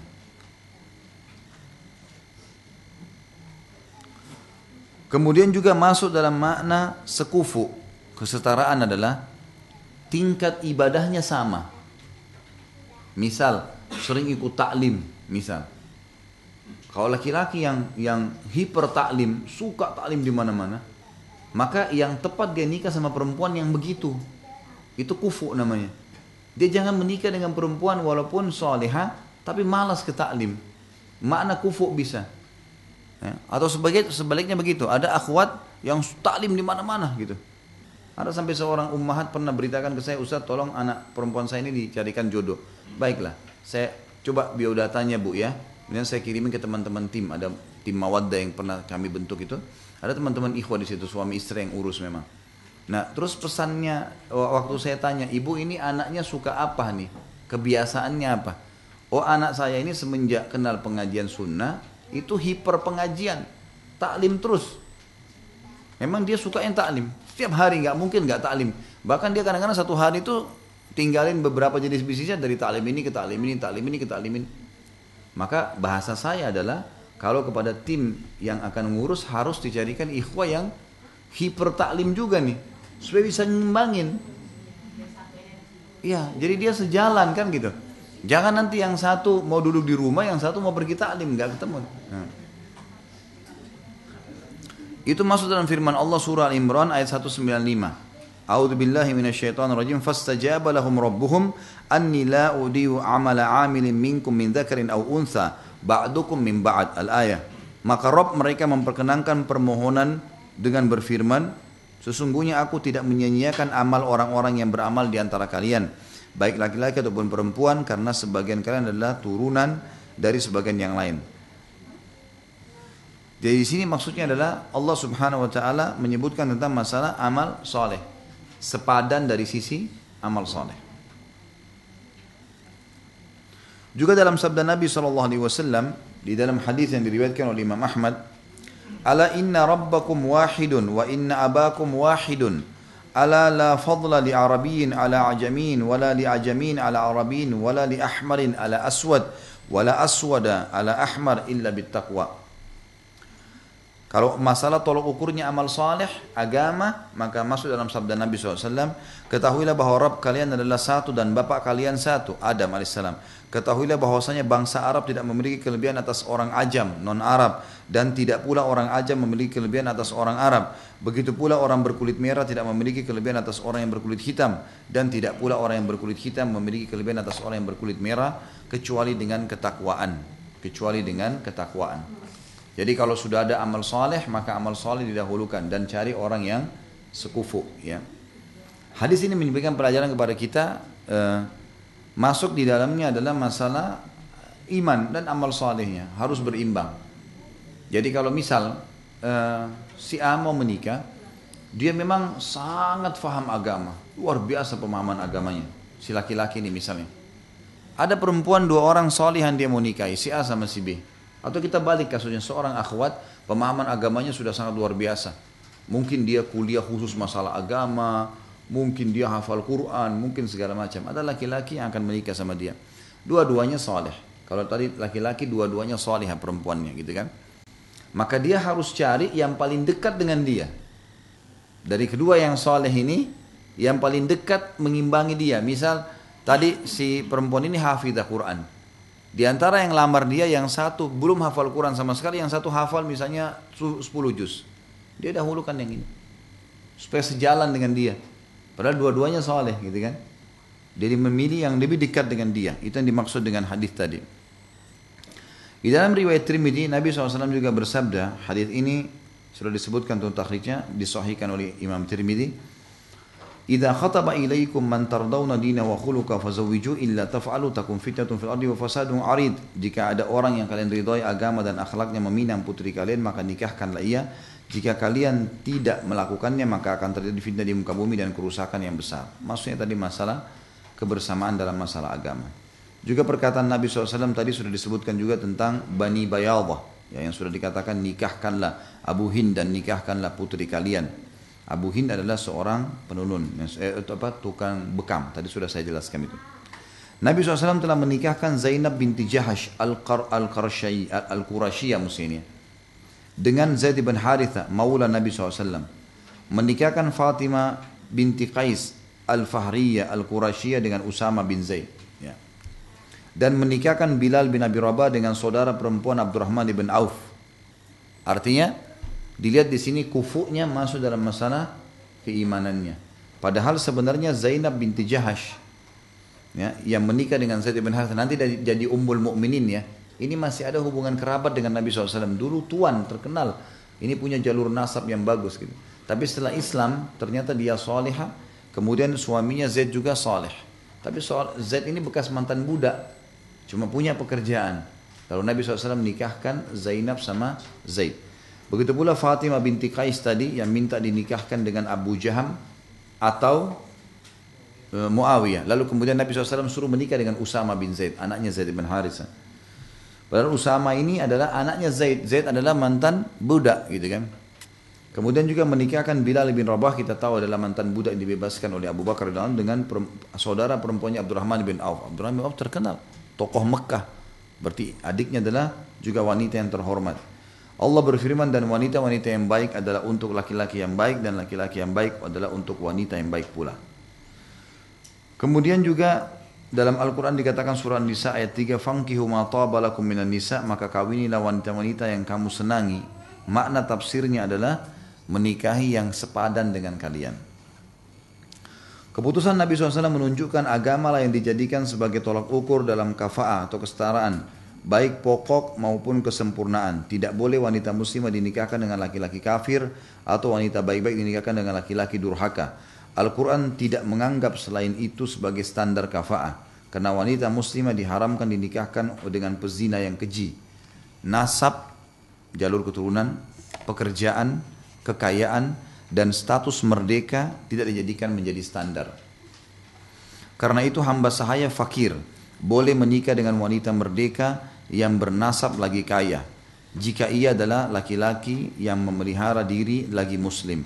Boleh juga laki-laki bukan Quraisy menikah dengan wanita Quraisy. Laki-laki bukan dari Bani Hashim boleh menikah dengan wanita Bani Hashim. Dan laki-laki fakir boleh menikah dengan wanita kaya. Kalau bertemu dengan masalah konsep agamanya. Kalau bertemu dengan konsep, jadi agama di atas segalanya.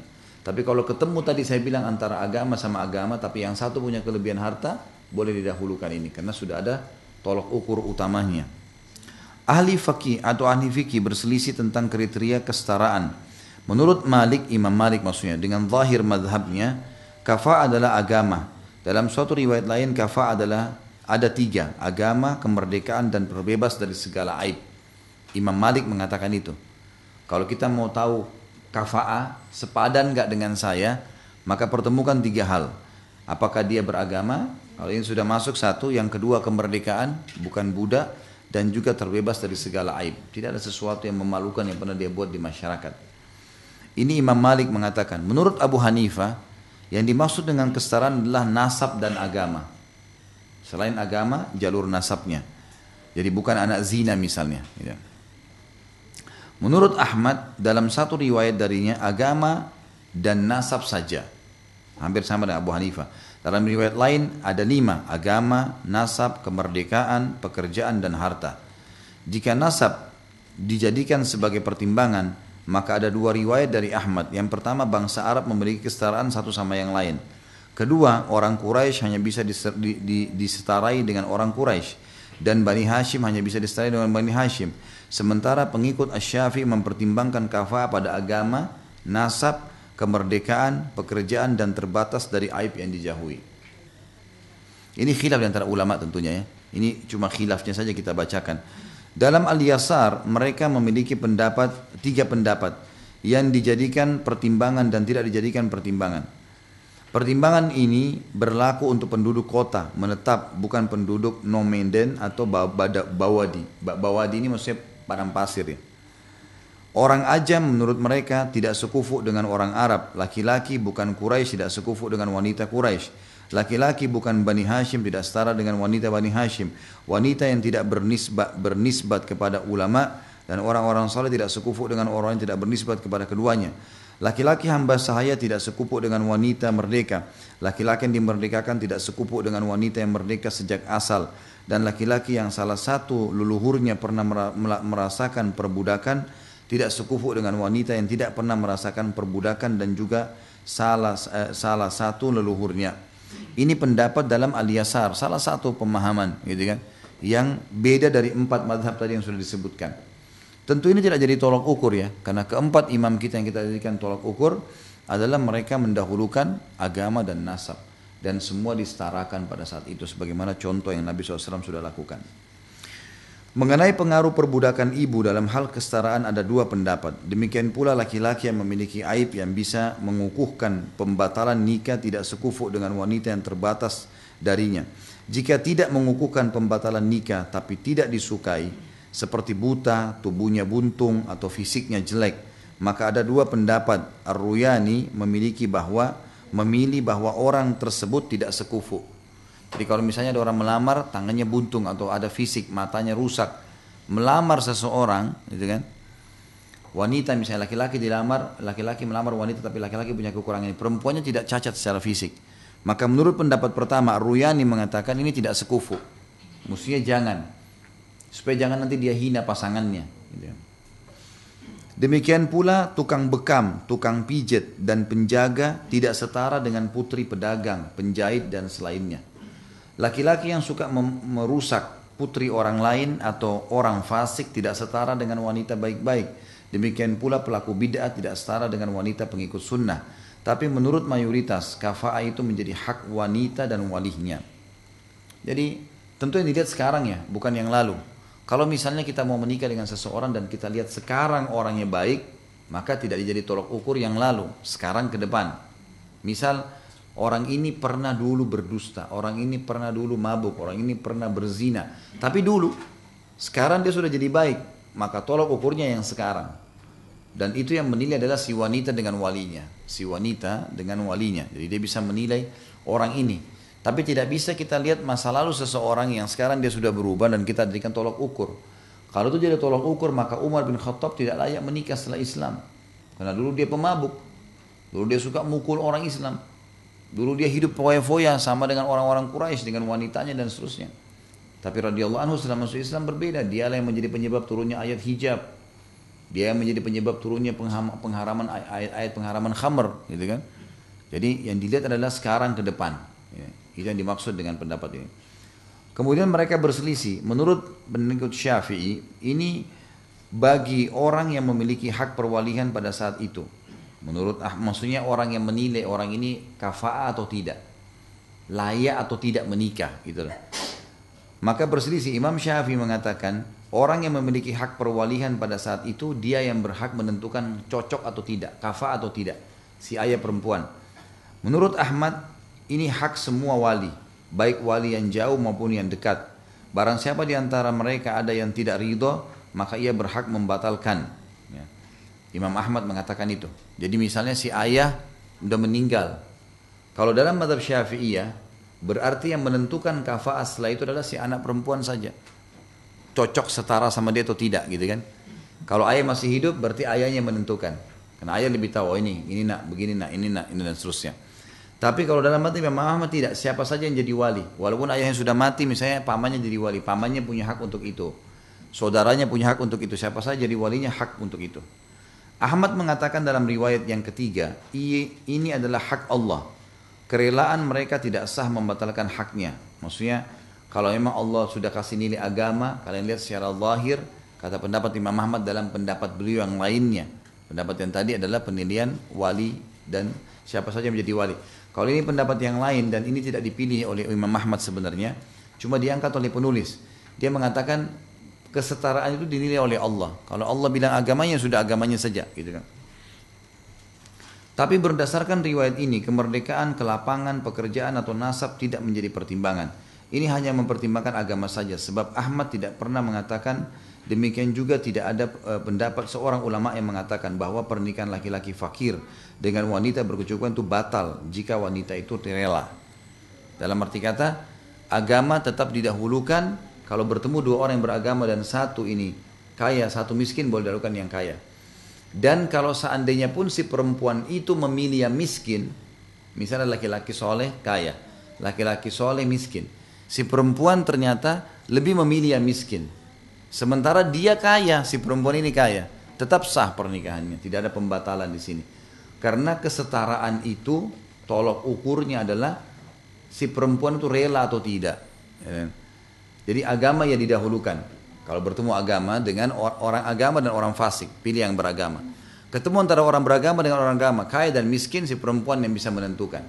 Dia pilih yang kaya, hak dia. Dia pilih yang miskin, hak dia. Tidak membatalkan pernikahan. Tidak pula ia dan selainnya mengatakan bahwa nikahnya wanita Bani Hashim dengan laki-laki selain Bani Hashim atau wanita Quraisy dengan laki-laki bukan Quraisy adalah batal. Jadi sekarang ada pemahaman begitu ya. Ada pemahaman sebagian orang yang mengatakan kalau seandainya nikah sama wanita Quraisy, wanita ini nikah sama laki-laki lain selain Quraisy berarti dianggap nikahnya ini tidak sah. Bahkan kadang-kadang keluarganya ceraikan secara paksa. Ini semua tidak benar ya. Kami mengingatkan hal ini, kata penulis, karena banyak di antara sahabat kita, pengikut Imam Ahmad, yang menuturkan perbedaan pendapat mengenai kafa'ah. Apakah itu hak Allah atau hak manusia? Mereka melepaskan begitu saja bersama ucapan mereka bahwa kafa'ah itu adalah hal-hal tersebut yang tadi disebutkan. Dalam hal ini ada sikap meremehkan dan tidak meneliti mengenai permasalahan ini. Nah, maksudnya tadi ada pendapat Imam Ahmad yang mengatakan itu adalah haknya Allah. Mutlak, gitu kan? Ya sudah, pokoknya kita agama, ya sudah agama. Tidak usah lagi dihubungkan, misal ada si A melamar agama, ada si B yang melanggar agama. Siapa yang melamar duluan yang sudah diterima. Mau nanti kita lebih suka dengan si yang kedua, yaitu pokoknya tidak boleh. Ini dalam pendapat tadi. Penulis cuma membantah pendapat ini secara khusus. Mengatakan ada pendapat yang Imam Ahmad yang menyebutkan kalau seandainya telah datang yang pertama beragama dan yang kedua beragama, walaupun cenderung si anak gadis sama yang kedua, yang pertama tetap harus diterima. Kan gitu. Mau miskin, mau kaya tidak ada masalah. Penulis mengatakan tidak seperti itu. Harus kalau bertemu antara mukmin sama mukmin, kan itu, maka dilihat di sini si perempuan punya hak memilih. Dia boleh mendahulukan yang kaya dan beragama daripada miskin beragama, atau dia bisa milih yang miskin beragama. Itu kurang lebih kesimpulannya. Jadi bebas kembali kepada si wanita tadi. Kemudian kita tutup dengan ini. Jika seorang laki-laki hendak meminang wanita, maka ia boleh mengutus ibunya atau salah seorang keluarganya, saudara perempuannya misalnya, untuk melihat dari gadis itu apa yang mendorongnya untuk meminangnya, berupa akhlak yang mulia, rumah yang baik, dan muamalah yang bagus. Pepatah bahasa Arab mengatakan tidak ada kebaikan dalam kecantikan dan pengetahuan wanita jika yang disukai darinya bukan kesolehannya. Kecantikannya bukan untuk dirinya, tapi yang diinginkan manusia hanyalah agama dan kesetiaannya. Jika kamu menikah, maka pintar-pintarlah, tanyakanlah ranting dan tempat tumbuhnya. Tanyakanlah keluarganya dan ihwalnya, maksudnya marga dan kerabatnya. Nanti kita akan masuk, pertemuan akan datang di masalah istikharah. Kesimpulan apa yang kita bahas pada hari ini, Bapak Ibu sekalian, adalah kita membahas sebenarnya tentang kelandasan memilih suami dan kesetaraan yang dimaksudkan ya dalam agama kita. Dan tadi panjang lebar kita jelaskan, kalau ada teman-teman yang kurang faham, sebenarnya adalah diangkat oleh penulis masalah khilafnya para ulama saja. Setara itu seperti apa sih? Tapi yang disepakati begini, kalau datang yang beragama, yang melamar kita, seorang wanita misalnya dilamar, atau seorang laki-laki mau menikahi seorang wanita, bertemu antara yang beragama dengan tidak beragama, yang didahulukan adalah agama. Walaupun yang datang setelahnya ini pangkatnya bagus, nasabnya bagus dan seterusnya, ini tidak boleh ditolak, harus yang ini, gitu kan. Sekarang yang diselisihkan adalah kalau dua-duanya beragama, di mana kufuknya nih, di mana kesetaraannya, bagaimana menilainya. Maka disebutlah tadi khilaf-khilaf ulama, gitu kan. Ada yang mengatakan, atau saya simpulkan saja, kalau seperti ini kejadiannya, maka kembali kepada si wanita. Wanita yang mau menikah sekarang. Dia boleh milih yang kaya dan soleh, dan dia boleh milih yang miskin dan soleh. Yang penting sama-sama sudah punya agama. Sama laki-laki. Tadi kan sebenarnya dianjurkan sependidikan, ya, sekeluarga, sesuku, itu dianjurkan, bukan keharusan. Karena si wanita tetap di sini tidak batal nikahnya kalau dia pilih salah satunya. Misal dia lebih cenderung sama yang soleh tapi miskin, ya udah haknya dia. Atau ada orang Indonesia yang lamar dengan ada orang Amerika yang lamar, dua-duanya Muslim, dua-duanya baik, gitu kan? Lalu si perempuan cenderung sama yang orang Amerika, bukan salah. Nggak boleh kita hardik, oh kamu mesti nikah sama orang Indonesia itu lebih kufu, enggak. Kufu di sini adalah kesetaraan kembali kepada si perempuan nilai. Yang penting agamanya sudah ada. Nah itu yang tadi yang khilaf di antara Imam Ahmad, Imam Abu Syafi'i disebutkan, kesimpulannya seperti itu. Kesimpulannya seperti itu. Tapi ada tadi pendapat yang dilemahkan. Salah satu pendapat Imam Ahmad menurut penulis adalah kalau telah datang seseorang yang melamar lebih dulu, kalau beragama, lalu datang setelahnya juga orang beragama, tetap yang didahulukan yang pertama. Nah ini dibantah oleh penulis. Dia katakan ini semestinya tidak seperti ini. Karena tetap bagi wanita haknya untuk memilih. Asal memang belum terjadi lamaran di sini ya. Karena lamaran itu gini, sudah datang si laki-laki ketemu sama walinya perempuan, sudah bicara, tentukan tanggal, hari, ini namanya khidbah. Khidbah ini ada hadis Nabi berbunyi, janganlah kalian berkhidbah di atas khidbah saudaranya. Nah, tidak boleh kan gitu, dilarang. Nah, ini lain hukumnya. Allahu alam. Kurang lebih seperti itu bahasannya.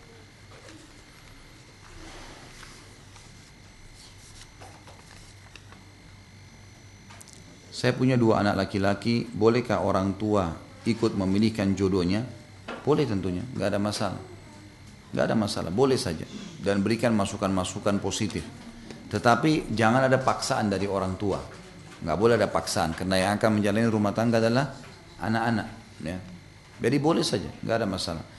Dan tetap kalau orang tua yang mau memilihkan atau anak yang mau memilihkan, dahulukan masalah agama.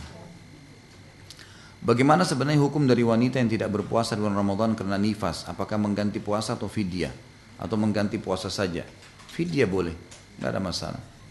Wanita yang hamil atau menyusui, masa nifas kan berarti masa menyusui ya, masa menyusui, maka dia di sini membayar dengan fidyah. Tapi kalau dia hanya nifas tidak menyusui, ini puasa.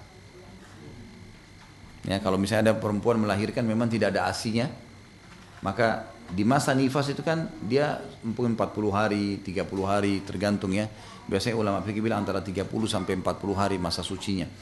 Maka dihitung dia tetap harus bayar puasa itu kalau tidak menyusui. Karena pendapat ulama berkisar di masalah menyusui dan hamil. Karena ini ada nyawa di situ. Ada nyawa bayi. Kalau lagi hamil butuh suplai makanan lebih banyak sehingga si bayi perlu hidup. Di sini berarti dia tidak usah bayar puasanya. Sama dengan menyusui, si bayi butuh ASI. Tapi kalau tidak menyusui cuma nifas sama dengan haid. Kalau haid harus ganti puasa hari lain. Ya. Apabila seorang laki-laki akan melamar tapi dia menyatakan diagnosa beberapa dokter tidak bisa punya keturunan, bagaimana Ustaz? Jadi kita melihat kalau dalam agama ya, saya bukan mengatakan jangan percaya dokter, tidak. Dokter memang ilmunya juga dari Allah SWT. Tapi kita kalau mau memastikan, kita melihat dari jalur keluarga. Kan kita bisa tahu orang tuanya dia, keluarganya. Kalau memang mereka subur punya keturunan, mestinya bisa. Mestinya punya jalur keturunan. Karena banyak orang yang dia diagnosa seperti ini ternyata punya keturunan. Gitu. Punya keturunan. Apalagi Allah SWT yang Maha Kuasa. Tapi kalau dasarnya mandul, ini sebuah hukum ya. Misal gini, keluarga calon pasangan kita ini ada 2 orang bersaudara. Misal ayahnya 2 orang bersaudara atau ibunya 2 orang bersaudara, gitu kan. Dan memang paman-pamannya semua ini menikah tidak punya anak. Umumnya keluarganya nggak punya anak. Juga saudara ayahnya menikah nggak punya anak misal. Jelas ini sulit punya keturunan. Maka ini termasuk harus dijadikan bahan pertimbangan karena ada larangan dalam agama kita menikah dengan mandul. Ada larangan, itu lain ya. Kalau pasti kita lihat memang dari jalur nasabnya tidak ada, maka dihindari. Lebih baik dihindari karena nanti ada fitrah. Tidak bisa dengan suka saja. Ada fitrah manusia setelah berjalan kehidupan pasti mau punya anak. Itu sudah umum.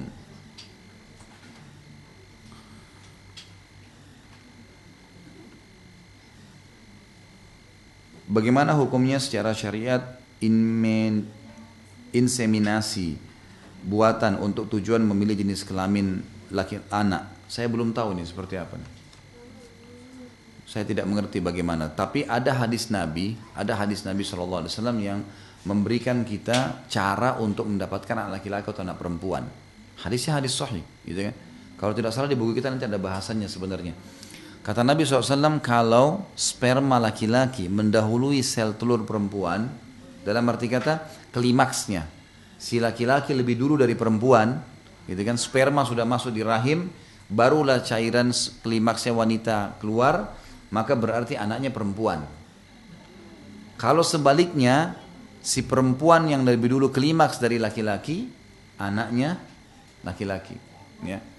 Dan ini sudah umum, dan itu memang sudah dibahas oleh para ulama dan memang jadi makanya pada saat orang mau mengatur keturunan, misalnya dia mau anak laki-laki dan memang kita kan kalau mau tentukan bulannya, tanggalnya kan sebenarnya bisa. Misal masa suburnya tanggal berapa, memang niatnya di bulan Maret nanti saya mau hamil misalnya. Dari bulan Desember sudah dirancang memang pada bulan itu saya suburnya pada tanggal sekian. Nah pada saat itu memang didukung dengan makanan-makanan sehat. Yang umumnya sih kalau masa kesuburan itu adalah madu sama kurma, gitu kan? Ini yang selalu tersebutkan di dalam hadis banyak masalah kurma sama madu. Ini dikonsumsi, ya, termasuk misalnya perempuan yang sulit melahirkan biasanya kalau dikonsumsikan rutab kurma yang lembut itu biasanya pembukaannya sangat cepat. Ya. Ini memang didukung dengan ini. Nah nanti di hari H, hari klimaks, memang kalau mau anak laki-laki disengaja memang si perempuan klimaks duluan. Memang sudah diatur pada saat itu, mereka sudah bicara sebelumnya, ini akan seperti ini. Jadi si laki-laki bisa mengontrol dirinya untuk tidak klimaks duluan. Ya, itu. Memang sudah begitu, harus dia bantu istrinya segala sampai titik dekat klimaks, kemudian mereka berhubungan badan, istrinya lebih dulu, baru suaminya. Ada riwayat lain yang menjelaskan, kalau selesai berhubungan, itu balik ke sisi kanan. Kalau mau hamil tapi ini ya. Kalau mau hamil setelah berhubungan balik ke sisi kanan. Si perempuannya. Seperti orang kalau mau tidur sisi kanan. Ya. Loh, tapi itu hadisnya begitu. Dalam arti kata memang itu menyebabkan kehamilan di masa subur, lebih mempermudah. Allahu alam apa maksudnya secara ilmiah, apakah ada penelitian? Saya bicara teori syar'inya. Nah ini yang ada dalam agama kita. Dan ada salah satu keluarga saya, paman saya praktekin. Memang dia praktekin, dia ingin punya anak selang-seling, laki-laki, perempuan, laki. Itu dan berhasil, punya anak, 6 anak, perempuan, laki-laki, perempuan, laki-laki. Dia jalankan hadis Nabi. Jadi memang dia coba, ternyata berhasil, memang betul. Jadi pada saat laki-laki, laki-laki, perempuan, ya perempuan. Ustaz, saya pernah membaca adab-adab dalam sebuah pernikahan. Salah satu poinnya diharamkan cincin emas dan yang sepertinya bagi kaum wanita, termasuk gelang dan kalung emas, mengacu ke hadis dari Aisyah yang diriwayatkan dari Al-Qasim bin As-Saraguti. Mohon penjelasannya Ustaz, karena yang saya tahu wanita boleh memakai emas. Ini yang setahu saya juga sama. Hadis-hadis Nabi SAW yang lain yang sahih menjelaskan wanita menggunakan emas. Jadi kebanyakan riwayat yang menceritakan tentang emas itu tidak dipakai oleh wanita, bukan tidak dipakai ya. Seperti kasus pernah ada wanita menggunakan emas di tangannya. Lalu Nabi SAW tanya gitu kan. Sebenarnya pertanyaan Nabi ini, apa kau sudah zakatkan emasmu itu? Dia mengatakan belum. Kata Nabi SAW, berarti kau menggunakan bagian api neraka di tanganmu. Maka dibukalah sama dia cincinnya. Gitu kan. Ada riwayat-riwayat yang serupa dengan ini karena ada penyebab, indikasi sebab, gitu kan. Kalau kita kembali kepada dalil Al-Qur'an misalnya, Al-Qur'an dalam surah Nisa Allah mengatakan a'udzu minasyaitonir rajim zuina lin-nasi hubbus syahawati minan nisa'i. Ya. Di sini Allah SWT mengatakan dihiasi bagi laki-laki menyukai perempuan, perempuan suka perempuan, perempuan suka laki-laki, dan juga ada suka dengan perhiasan, gitu kan. Minadz zahabi wal fiddah, dari emas dan perak Allah sebutkan. Memang itu disukai. Allah jadikan itu sebagai perhiasan. Dan ada hadis yang lain Nabi SAW mengangkat emas dan sutra, emas tangan kanan, sutra tangan kiri, lalu berkata, dua benda ini haram bagi laki-laki umatku. Kata para ulama berarti halal bagi perempuan. Riwayat Bukhari yang lain juga menjelaskan Nabi SAW pernah memotivasi para sahabat untuk menyumbang jihad. Sampai mereka mencabut gelang-gelang dan kalung mereka yang dikumpulkan menjadi sumbangan. Tapi di sini hadis menjelaskan waktu dimotivasi menyumbang, mereka menyumbang. Itu. Dan terlalu banyak dalil berhubungan dengan masalah ini. Allahu alam, yang saya simpulkan adalah dalam buku fikih selama ini saya pelajari, tidak diharamkan perhiasan emas bagi perempuan. Itu halal, bagi laki-laki hukumnya haram. Dan larangan-larangan Nabi SAW yang ada itu umumnya karena ada indikasi penyebab tentang masalah tidak menjalankan zakat atau ada motivasi untuk menyumbang, gitu kan, seperti itulah. Ustaz, apabila menikah 2 kali, yang pertama suami meninggal dunia, apakah jodoh yang dari Allah yang dituliskan sebelum lahir, dan siapakah yang akan menemani di akhirat nanti? Nikah itu takdir ikhtiar, Bu, ikhtiarnya ibu. Sekarang suami meninggal, ibu mau nikah atau tidak nikah kan haknya ibu ya. Kan ibu sendiri yang tentukan. Nikah itu, menikah sama dengan milih makanan. Saya mau makan yang pedas, mau makan yang gurih, bebas gitu kan. Saya mau pakai baju merah atau baju hitam, khiyar, itu namanya ikhtiar, takdir ikhtiar. Nikah juga sama. A, B, C yang kita mau nikah sama dia. Lalu kita pilih si B, kan pilihan kita. Dia masuk dalam globalnya ketentuan Allah, takdir tapi ikhtiar. Artinya Allah catat di Lauhil Mahfud, Allah tahu si fulan akan lakukan itu. Bapak Ibu ini keluar sekarang pakai baju kita masing-masing dengan warnanya. Yang pilih tadi siapa? Kita sendiri kan? Allah sudah catat di Lauhil Mahfud, pada hari ini si fulan ini dan si fulana dia akan pilih baju warna ini. Dengan keluasan ilmunya Allah, Allah tahu dia apa yang kita lakukan sampai kita mati. Itu namanya takdir ikhtiar. Ini memang masuk dalamnya adalah jodoh. Jadi ibu boleh nikah, boleh enggak kan? Orang masih bujang atau masih gadis saja, bisa nikah, bisa enggak. Haknya dia. Karena pernikahan hukumnya bisa jadi wajib, bisa jadi sunnah. Bisa jadi haram, bisa jadi mubah, bisa jadi makruh. Masuk dalam semua bab. Dia akan wajib kalau seseorang takut berzina, wajib dia nikah. Enggak boleh enggak. Takut berzina haram, maka wajib dia nikah. Yang kedua, dia bisa menjadi hukum sunnah. Kalau dia hanya sekedar mau menjalankan sunnah Nabi. Yang ketiga, ini dari sunnah muakkadah. Yang ketiga jadi haram. Nikah haram adalah nikah dengan mahram. Ya. Nikah jadi haram itu. dengan anak sendiri, dengan saudara, dengan saudari, termasuk dalamnya adalah pasangan orang tua. Ya. Misal ada bapak ibu di sini, ikhwan di sini laki-laki misalnya ayahnya poligami. Ini ayahnya menikah dengan istri yang kedua lebih muda daripada dia, daripada si anak nih. Tetap itu adalah mahram abadinya dia. Karena sudah digauli oleh orang tuanya. Semua yang sudah menikah sama orang tua kita mahram abadi. Nggak boleh lagi. Ini haram, pernikahan haram berarti. Termasuk pernikahan haram adalah nikah setelah tolak bayin. Nikah setelah cerai yang ketiga. Laki-laki mengatakan saya ceraikan kamu. Sampai 3 kali, kalau 2 kali masih tolak raj'i namanya, boleh kembali. Tapi kalau sudah 3 kali, dia bilang saya ceraikan kamu, maka tolak bayin. Ini haram kumpul, nggak boleh nikah lagi. Kecuali si perempuan sudah nikah sama laki-laki lain, nikahnya normal, cerai lagi, cerainya pun normal, bukan direkayasa, baru terbuka variabel kembali kepada suami pertama. Tapi jadi haram nikahnya kalau sudah cerai yang ketiga kali. Termasuk haram adalah nikah setelah li'an. Tahu li'an? Hukum li'an. Li'an itu saling melaknat. Kalau suami istri saling menuduh pasangannya selingkuh. Ya. Di zaman Nabi SAW pernah ada sahabat datang mengatakan, ya Rasulullah istri saya selingkuh. Panggil istrinya, suamimu tuduh begini. Tidak, saya enggak selingkuh. Nabi ingatin, hati-hati, Allah lebih tahu. Ini diingatin, tidak mau tahu. Suami tetap bilang selingkuh ya Rasulullah, saya tahu. Istri bilang tidak. Baik, kata Nabi siap sumpah. Siap sumpah. Dalam Islam ada namanya sumpah li'an. Tapi nggak ada sumpah pocong. Karena kita Indonesia kan sumpah pocong. Pakaian kain kafan, baca yasin. Itu nggak benar. Yang ada adalah sumpah li'an. Nah si suami yang menuduh ini mengatakan, demi Allah dia selingkuh. Dia tuduh istrinya. Sumpah atas nama Allah. 4 kali. Demi Allah dia selingkuh. Demi Allah dia selingkuh. Sampai 4 kali. Yang kelima dia mengatakan, demi Allah, ya Allahnya akan melaknat dia kalau dia dusta. Kemudian si istri supaya lepas, kan suami sudah tuduh nih. Hukumnya syar'i dia dirajam semestinya kan. Nah si istri untuk bebas dari rajam dia harus bilang, demi Allah dia dusta suamiku. Demi Allah dia 4 kali. Yang kelima dia mengatakan murka Allah datang kepadanya kalau suaminya yang benar. Nah setelah itu ada cerai abadi. Ini kalau setelah li'an, cerai abadi. Walaupun itu baru pertama kali. Nggak dihitung tolak 1 gitu loh. Ini namanya hukum li'an. Nah ini hukumnya haram, pernikahan yang haram. Ada pernikahan yang makruh. Pernikahan makruh itu adalah pernikahan yang dipaksa. Misal orang tuanya paksa, atau dia terpaksa nikah.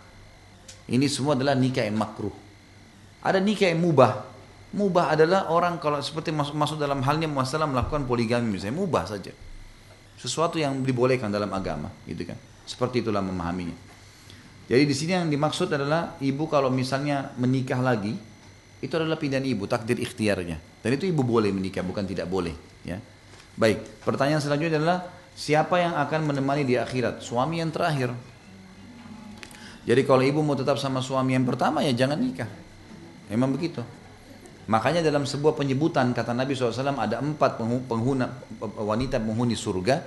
Yang keempatnya itu adalah salah satunya adalah wanita yang meninggal suaminya lalu punya keturunan, dia menahan diri menikah lagi karena takut anaknya terbengkalai. Itu dijamin surga baginya. Tapi dia bukan tidak boleh, dia boleh menikah.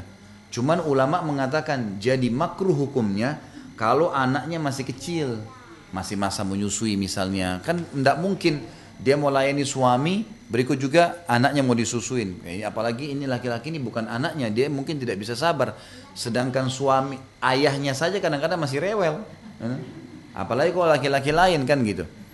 Jadi seperti itu Allah alam. Jadi bersama dengan suami yang terakhir. Tapi juga sebagai penutup Bapak Ibu sekalian dari pertanyaan ini, kalaupun ibu merasa memang harus menikah, jangan merasa bersalah ya.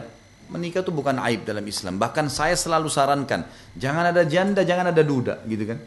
Harus menikah. Nah, kecuali memang darurat kayak tadi, ada anak-anak kecil. Karena memang memiliki suami bagi wanita, pintu surga. Kan gitu. Memiliki istri bagi laki-laki, pintu surga. Banyak sekali amal yang bisa dikerjain dan tidak bisa dikerjain selain menikah. Gitu kan. Istri cuma layani suaminya, cuma buatin minum, buatin makan, layani diranjang, azan sholat, mati masuk surga. Gitu.